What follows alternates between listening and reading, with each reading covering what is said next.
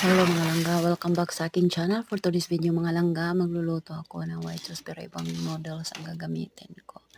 Ayan, binalambot na natin yung noodles natin mga langga. At ayan, inadrain na natin.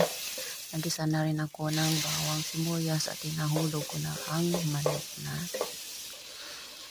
Tapos, sunod na yung cream of mushroom. Classico cream. At atin itong haluin mga langga. Pakuluin muna natin at buhusan natin ng 1 tasang gatas. Ating haluin kasi malapot at ihulog na natin ang kernel corn. Yan na yung sauce natin at isunod na rin natin yung noodles natin mga langga.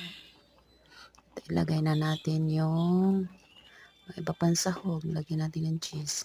Thank you for watching. Please don't forget to subscribe.